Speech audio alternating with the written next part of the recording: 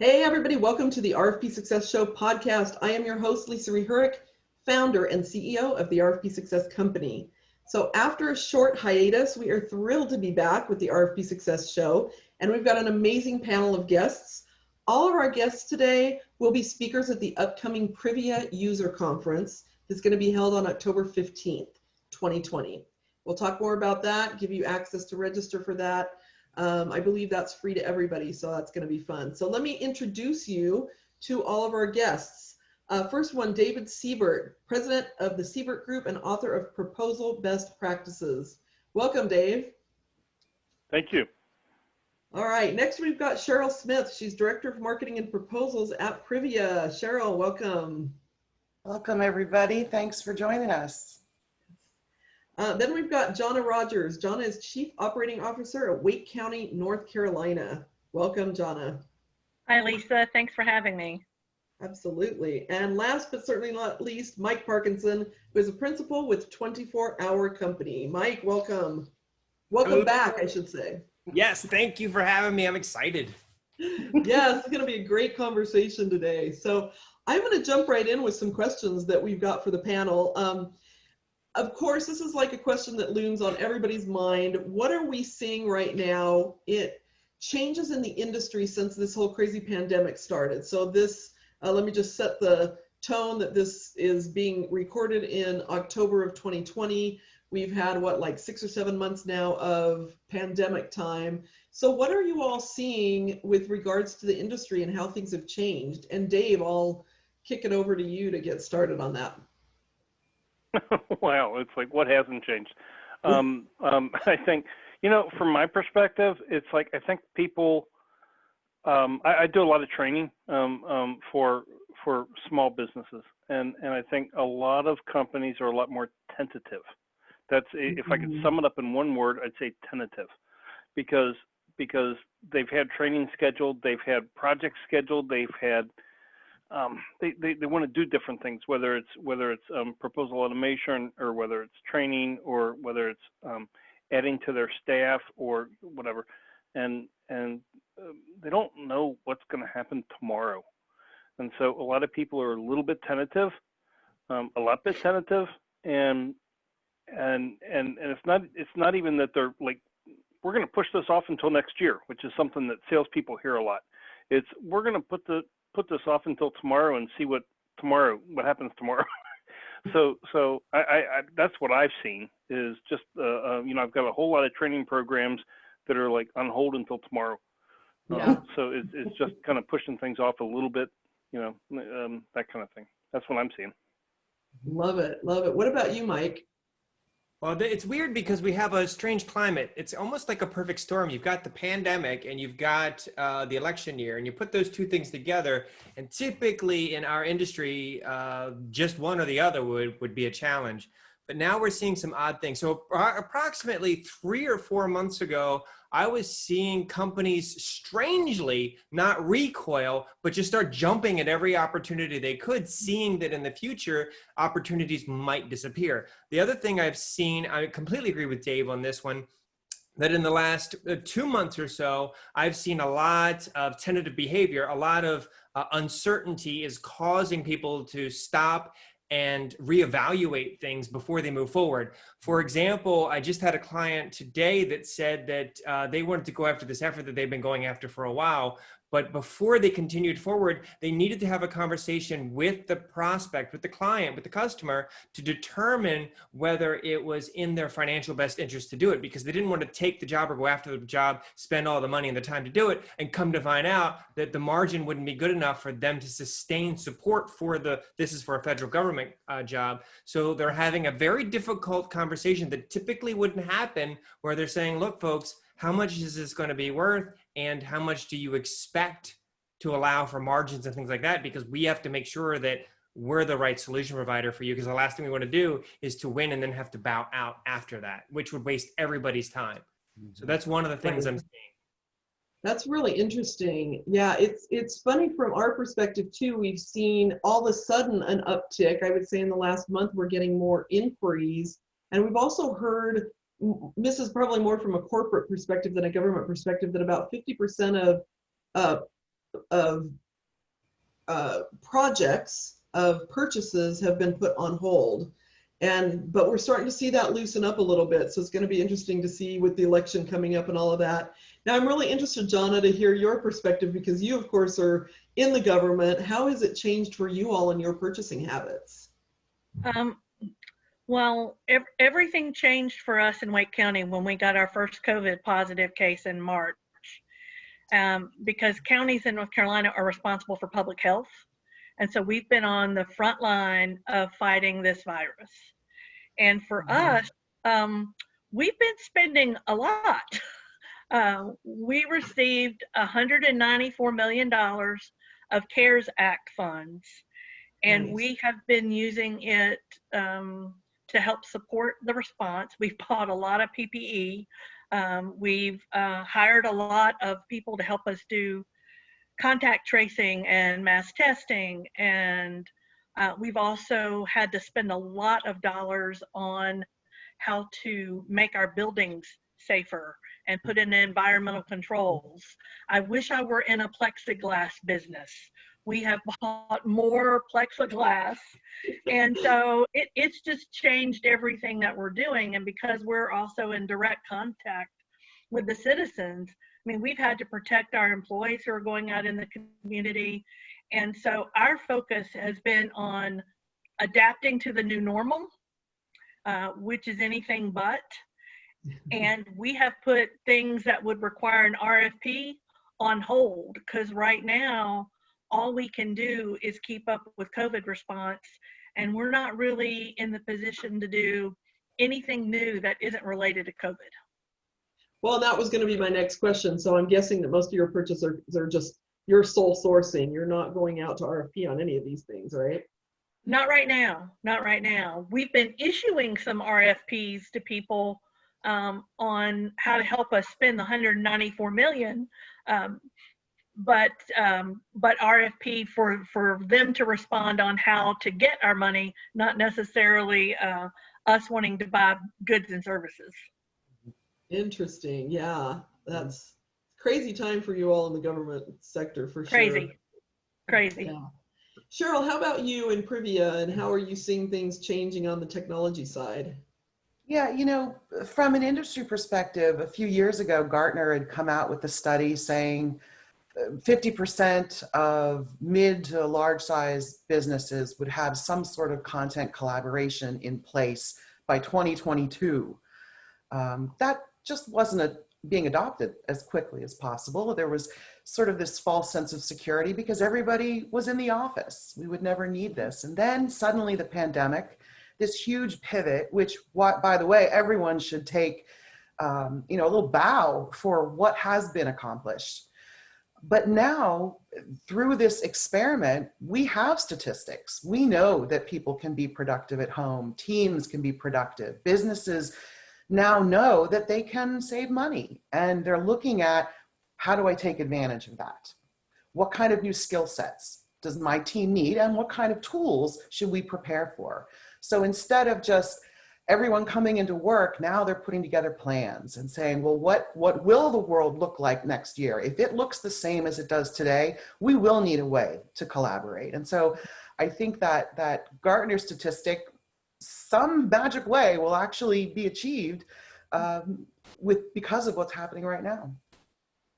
Yeah, it's really true. It's going to be interesting to see how this recovers. And are you all seeing, I guess this is a question for Dave and Mike mostly, are you all seeing that RFP teams are still busy, or are you seeing a lot of layoffs on RFP teams, or are you seeing them pivot? What are you seeing them pivot into doing while things are a little bit slower right now? Well, from my perspective, I guess I've been seeing they've been busy, because I think what Mike said before is kind of true. If something comes out, they jump at it. There's no hesitation. It's like, oh, let's go after it. And so they're busy. I have seen some layoffs, it's that's happening. But so I think in a sense they're trying to do more with less, and that tentative thing we were talking about before, they're waiting for things to restart, and then they're going to bring people back and hire more. But right now it's that's what I'm saying. Mike? Yeah, I'm in alignment with Dave. I'm seeing a lot of people so busy sawing, they're not sharpening the saw. So things that builds infrastructure, they've gone to the sideline unless it specifically addresses collaboration and remote support. Then they'll invest in it. But for the most part, the companies that I know are pretty busy. Not everybody; it's a bit of a mixed bag. But the companies that I know are pretty busy, and it seems to be vertical. Some verticals are a bit busier than others. It just depends. And I definitely am seeing all the training, all of that kind of stuff is sliding to the right now. So the busy stuff is happening with, we have to make sure that we're continually feeding opportunities into the machine so that our company doesn't wither up and dry up, because then that negatively impacts other programs that the company's supporting, because a lot of times they'll leverage the resources that they have from one to the other to get it over a gap. So in other words, if I want to offer something to Johnna and I say, hey, what we're going to do is we're going to have all this stuff set up prior to you awarding it to us. Well, that money had to come from somewhere, and they need to keep that money flowing. So yeah, it's kind of interesting. I feel like this is also a great time to do more training for teams and reviewing things. But, of course, there's that balance with the investment, right? So if they've got some extra time on their hands, those are the things they should be doing, but they might not want to invest in it. So it's a double-edged sword. I just want to jump in here. I completely agree with what you said. This would be a great time to do training, but just historically, the training is one of the first things to go. When things get a little bit tight, training goes out the window, and then it's like, where can we preserve our assets? Where can we invest them? So training always goes out first. Yeah, great. And even though it would be a good time, but that's a reality. Yeah, absolutely. That's what I've seen. So what do you think this is going to look like in the future? Do you think that we're going to get back to normal? For those of you listening via audio only, that is air quotes that I had holding up there. What does normal look like going into the future? Johnna, what do you think from your perspective? I agree with what Cheryl said, that we launched Microsoft Teams a couple of months before the pandemic, and there was low adoption. And then when it happened, we sent anyone who could remotely work, they went home, and they continue to be there.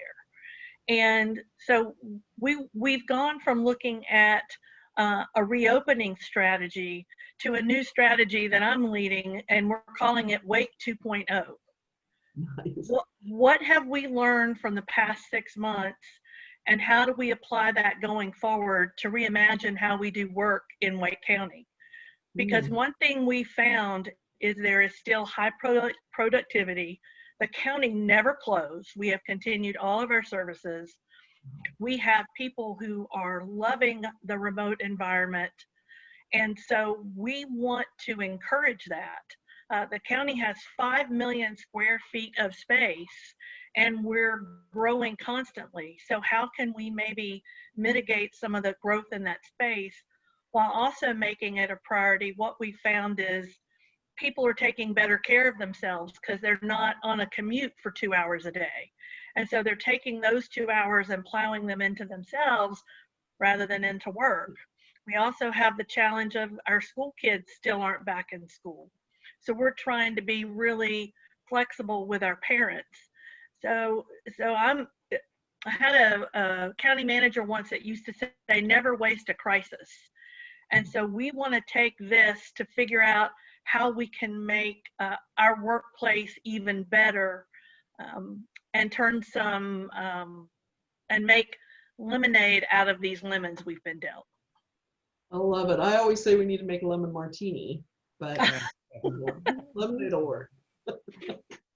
So what about from an RFP perspective, Johnna? Do you think that you'll get back to the same, competitive bids? Is there anything going to be different in the procurement space for you from an RFP perspective?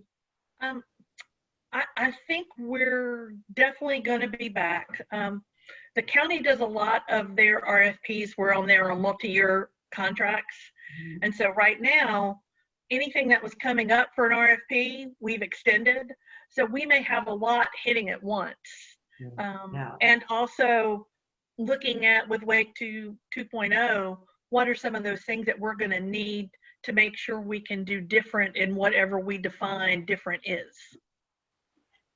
Yeah, it's interesting. I think a couple of things that I see is one, hopefully that governments start embracing at least electronic submittal, even if it's just email, but please let us stop sending binders and binders of stuff. And now I've lost the second one, but Mike, what do you think? You know, are you seeing anything different there? Because I feel like too, we're going to see this huge influx sometime in 2021. Yeah, absolutely. Again, it's that perfect storm of you've got the pandemic that slid everything right. You have the election that slid everything right. And so if the administration turns over, we're going to see that administration want to enforce the things, reset things, make things the way they want it. If the administration doesn't change, we'll see that that administration wants to push their agenda forward.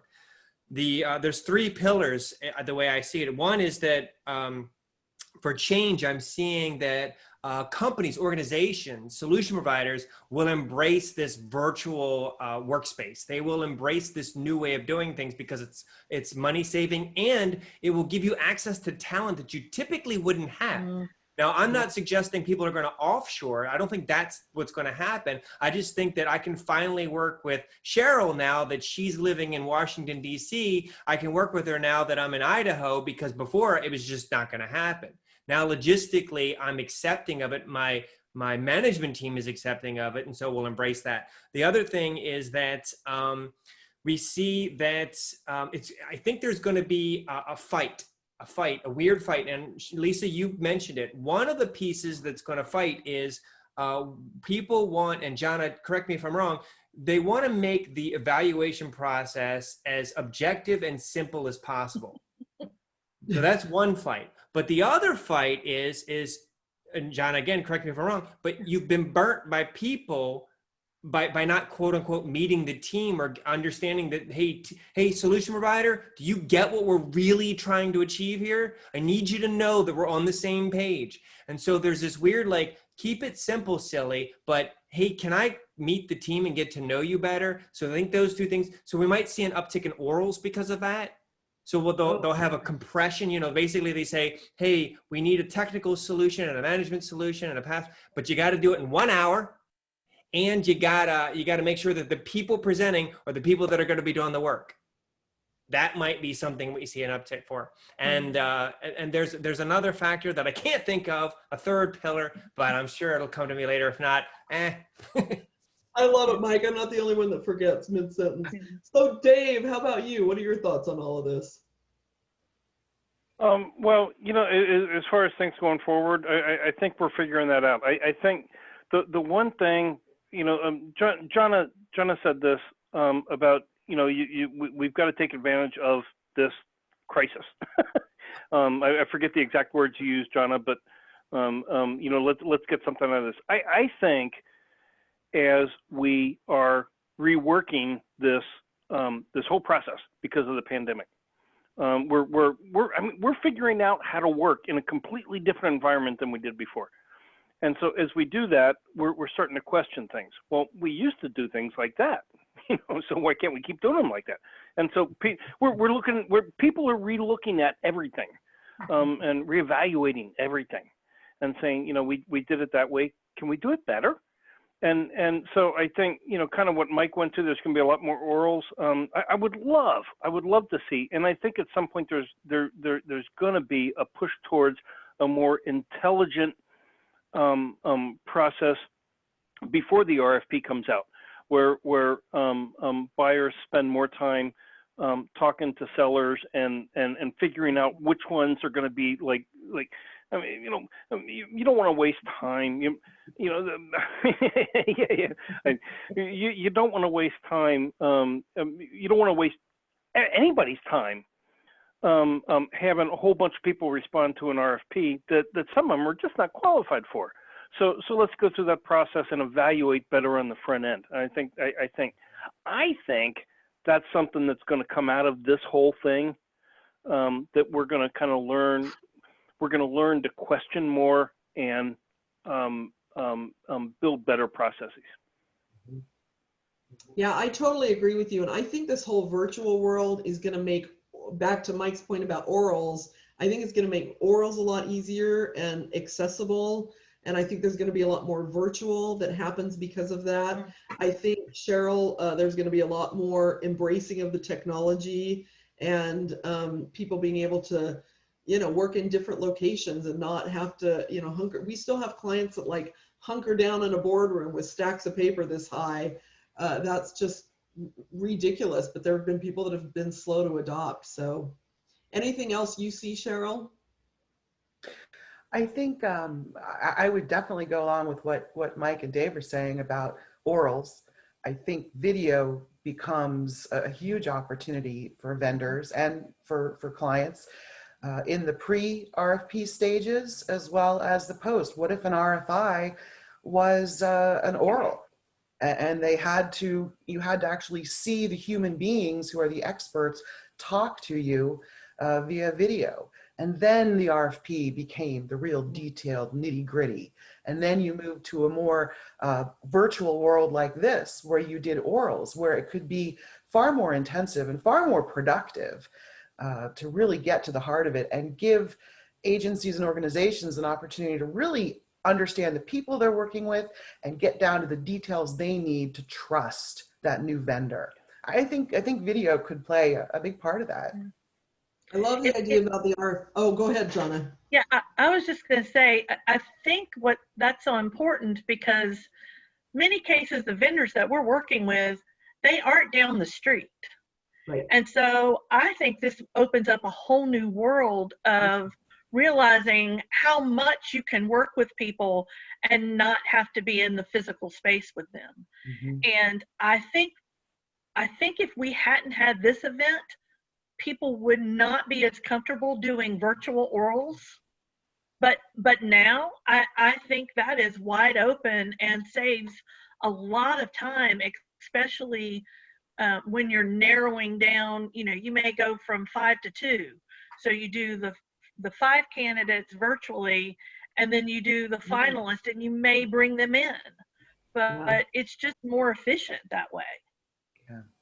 I love that. And, you know, to Dave's point about, you know, getting more information or more relationship connectivity on the front end, I think would help everybody because, you know, so many people are bidding blind and they go in and we get people all the time that are like bidding cold and, you know, they don't know enough to really bid the right solution that's going to be best for everybody with the win-win scenario. So I love that idea of getting a little bit more creative on the front end to connect and with an RFI, Cheryl, to your point. And yeah, I think that would be fantastic. Great conversations, y'all. So let's shift a little bit from talking about, you know, what can be and what has been going on to, you know, let's just get into some nitty gritty around what do evaluators really want to see? What are some of those magic buttons that need to be pushed in order for the evaluators to be happy about the RFP or the proposal that they're reading? So John, I'm going to start with you since you're the one who probably looks at these the most from an evaluator's perspective, but what do you like to see? What do you love when you get a proposal and they've done this? What makes you really happy? Well, the first thing is that they've followed the basic rules, because you would be surprised how many proposers we ask for something specific and they just go off on their own. Those usually get kicked to the wayside immediately. But when you get into the actual proposal itself, I want to see words and pictures, because people comprehend by using both parts of their brain on the words and pictures. So I want something that I can visually see and understand what you're saying.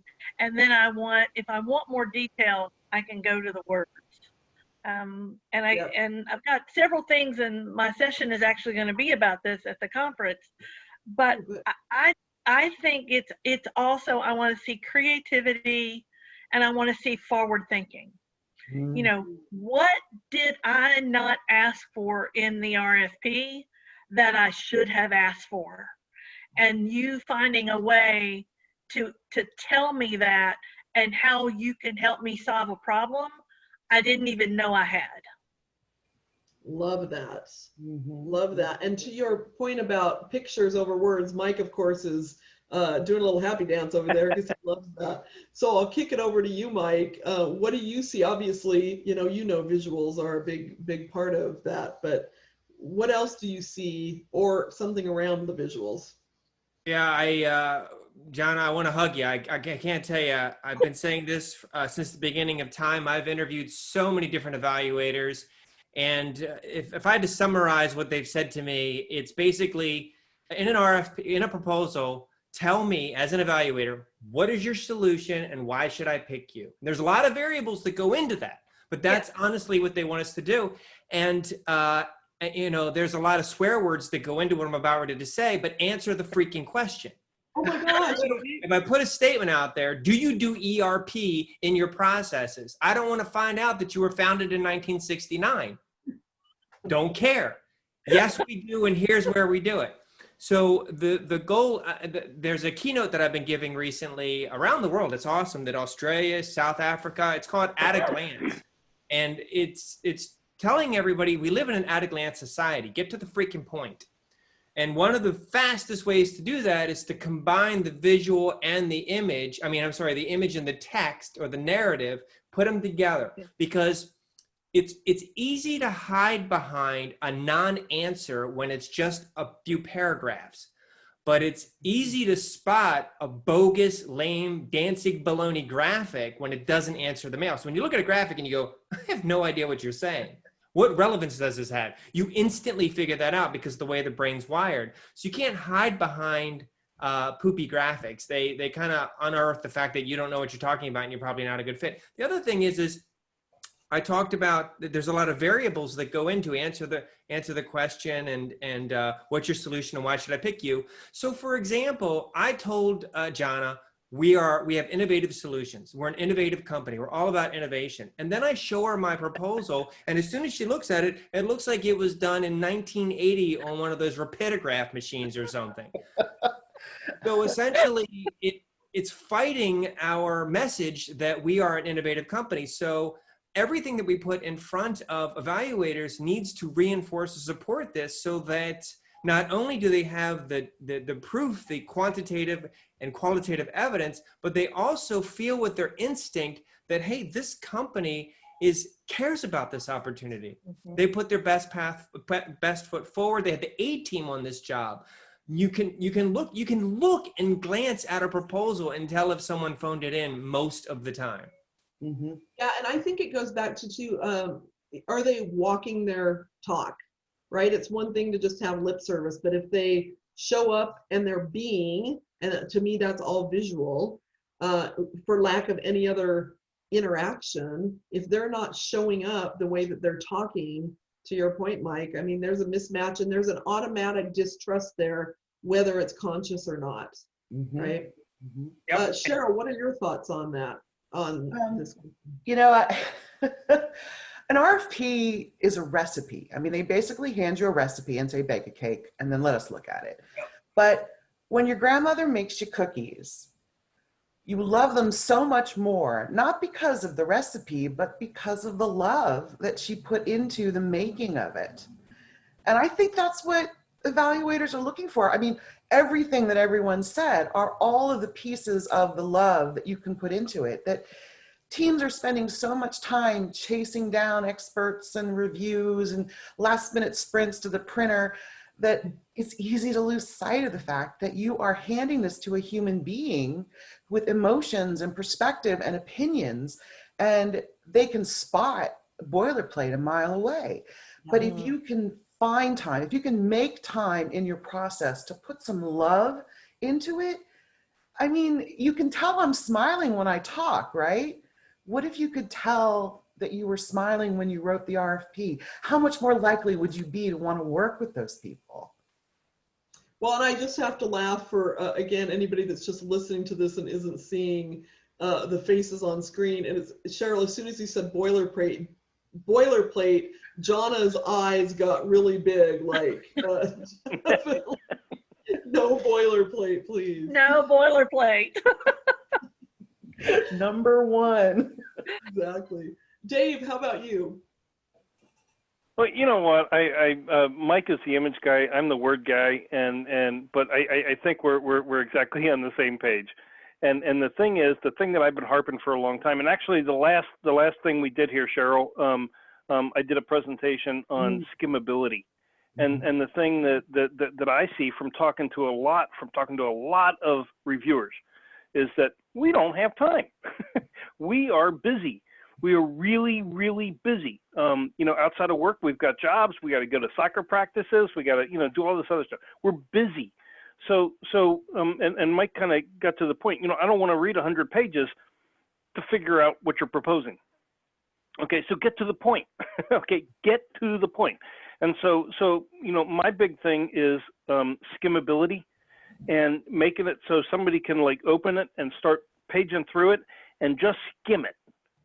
Just look at the headings and the subheadings, and the images like the right image at the right spot.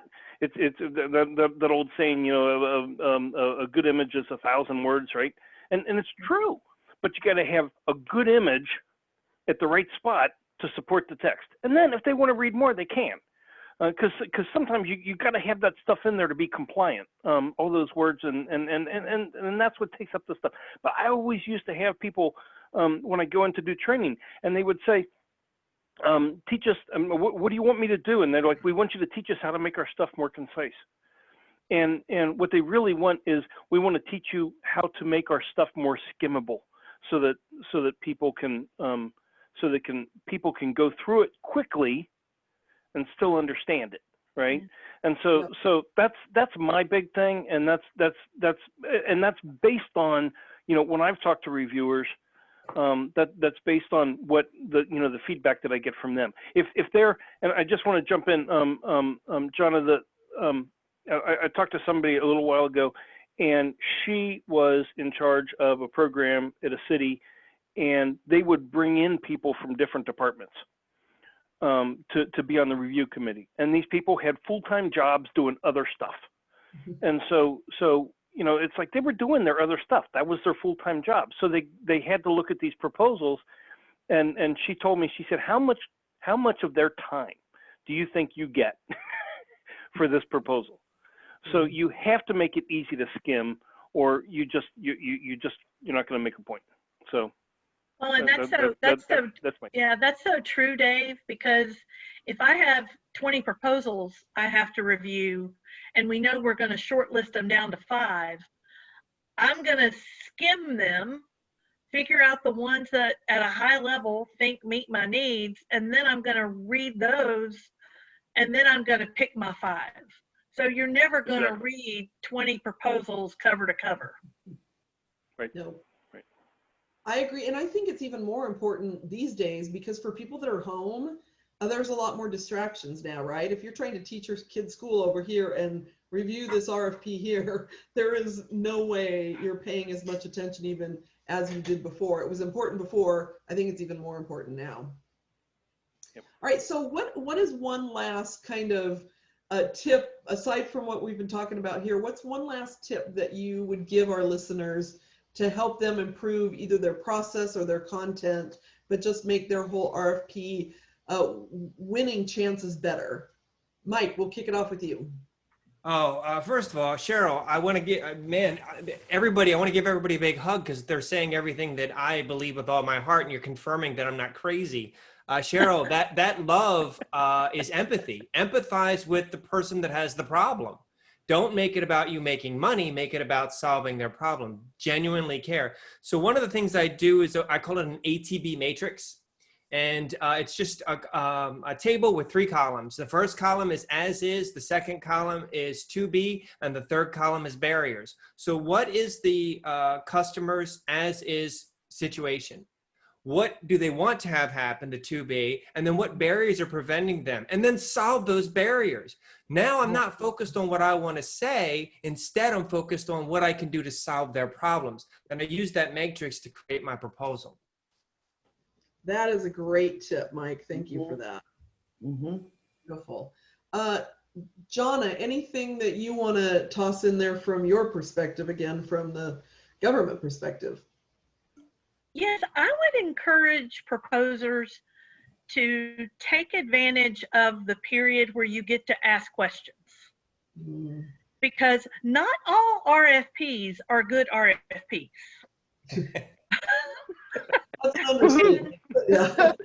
And that to use that period, one, it shows that you're interested and you're trying to learn more so that your response can be more to the point.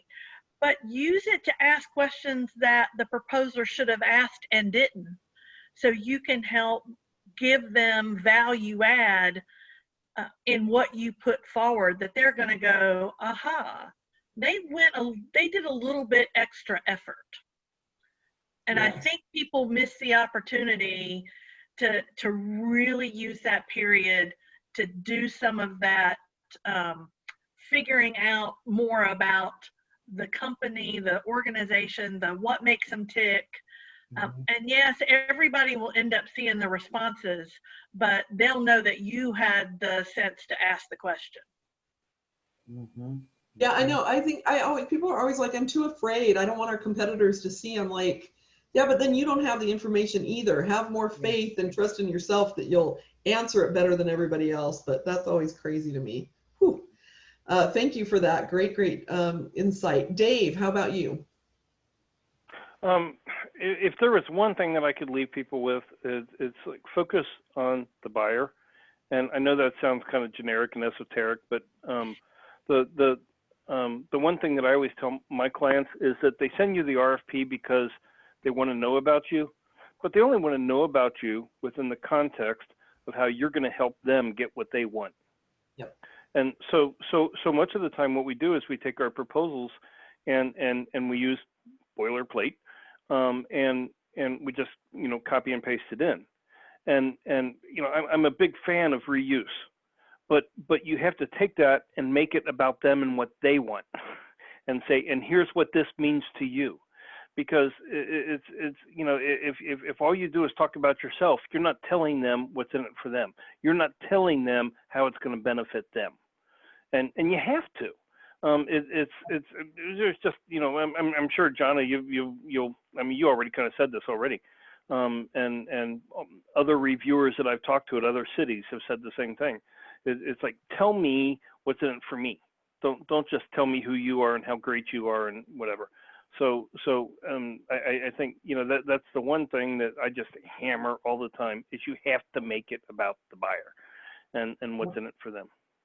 I wholeheartedly agree, and we hammer the same thing to our clients all the time, and it's hard. I think this is why it's so important to have that library, right, using a technology like Privia and having that information ready so that then you can pull that, sure, but then you have more time, right? There's an efficiency to having that technology, but then you've got more time to customize it to the proposal that you're at. So Dave, to your point, it's not about not using that. That's essential to using that boilerplate info, but then you've got to customize it.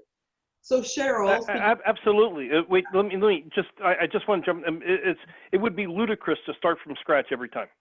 I mean, right. that doesn't make sense. But you got to take that good content, that approved content, but then you also have to say, okay, what does this particular customer want? And then you have to take this content and then even if it's just as simple as adding in one sentence, and here's what this means to you, so you can make it about them, but you have to make it about them. So we're totally in agreement. Yeah, absolutely.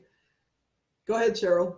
Oh, I would add, and this is something that I always do with my proposals, from a process perspective, is take everything that we've talked about today, the evaluators' perspective, the graphics, the skimmability, the empathy, the love, and annotate your darn sections. I've got great people I work with. They are great technical and functional experts, but all of the things we're talking about today are either trapped in the heads of business development or trapped in the heads of the proposal managers. If you can find a way, and if it's not annotating, find another way. Maybe it's a video, I don't know. Find a way to get that information to the people who are putting pen to paper. so that they're not just writing a generic answer to the same RFP question that they wrote in the same RFP last month. They actually have some direction. It's not a creative essay of what you did last summer. It's a business document. It's very specific to the people who are reading it. And if you can give them that information, I guarantee you, your reviews will be more productive and you will spend less time rewriting your proposal. Yeah, I agree with you. One of the things that we sometimes tell people to do is, go in and instead of giving, here's the question that's in the RFP to the technical writer, rewrite it the way you want them to answer it. So for, internally, so for the proposal writers to then be able to take that information and turn it into something more persuasive and polished, right? So I agree with you. I love that at least all of us are on the same page, right?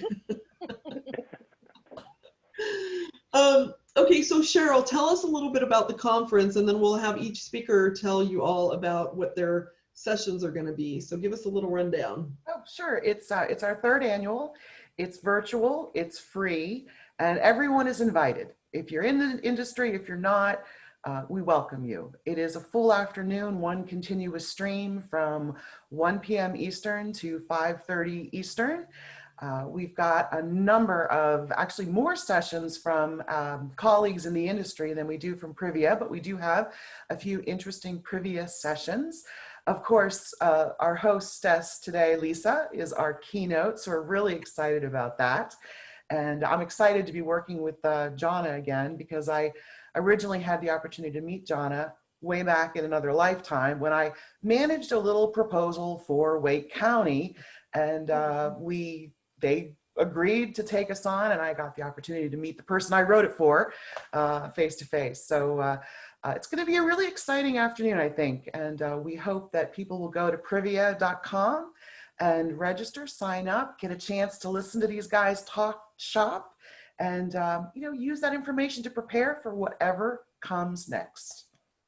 I love it. And for all of you listening, the show notes will give you the link to access that registration page, and you can learn a lot more. Register, I mean, it's free. You've got to go. You can think about all of the great information that's been given to you just in this short amount of time. There's even a ton more, plus all these great speakers. So Johnna, tell us about your session. Well, my session is going to be, what do reviewers really want in a proposal? Love it. So Mike and Dave, I'm putting you on notice that I'm going to be stealing some of your thoughts today that I didn't have on my list already.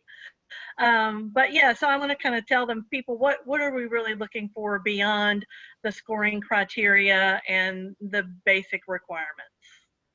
Wonderful. That's invaluable information, because it's a lot of times really hard to, for a lot of RFP folks to get in front of an evaluator outside of the RFP time. So that's super invaluable. You guys all need to make sure you attend that. Mike, what about you? I'm going to be doing the top 3 free and low cost graphic tools that are out there, knowing that we live in an at-a-glance society. And by the way, when I say that, I don't mean graphics are the be all and end all. What I mean is you find the most efficient way to communicate the information. I don't care if it's text, I don't care if it's graphics, I don't care if it's video, I don't care if it's interpretive dance, whatever it takes to communicate that information. We're going to be looking at the top 3 tools that are free, 2 are free, and 1 is like 99 bucks. So it's going to blow your socks off what I share. Beautiful. And I'm just curious. Are you ever going to do a session on interpretive dance? Probably not. As you can see, that's all I got. Well, Mike is always a pleasure to listen to. I've been to several of his sessions over the years, and he's great. So make sure you don't miss that. Dave, tell us about your session. I am going to do a session on kickoff meetings. My customers always hear me say, an RFP is not a writing project to complete; it's a sales opportunity to win. And I think what I see so many times when I work with different clients is that kickoff meetings are more administrative in their focus.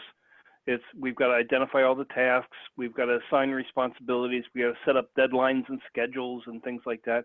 But I think what we need to do is we need to do more work on what's it going to take to win. And I know we've already kind of discussed this today in the session. How do you get that information out of your salespeople and your, you know, if it's an incumbent opportunity, how do you get that information out of your operations staff so that the people who are writing the proposals have that information and can make it more custom and focused on the buyer and what they want. So we're gonna spend some time talking about making your kickoff meetings more like sales strategy meetings instead of just administrative kickoff meetings. Beautiful. You know, I think that's one of the most used times is that kickoff meeting, and I think there's not enough people. Certainly for us, when we talk to clients, when they come to us, nobody does that, and that's such a magic space and time to set that strategy. So I can't wait to hear that, Dave. I will be listening intently to your session. And my keynote's all going to be about the secret to becoming a highly valued proposal team. So if you are on a proposal team and you feel like you're not valued at the level you should be, this is the one to attend. I'll be kicking it off. So this has been so fantastic, everybody. In the show notes, there will be information on how to contact all of the speakers. And again, a link to the Privia User Conference, which will be on October 15th. Again, it's free. Please register. Speakers, thank you all for being here. This has been a great conversation. I feel like we could go on for another hour, but thank you so much. Thank you, Lisa. Thank you. Thank you, Thank Lisa. you. Bye, everybody. Bye. Bye-bye. Thanks for listening Come to and the proposal RFP on. Success Show. Yeah, bye. You have been listening to the RFP Success Show, and thanks for listening.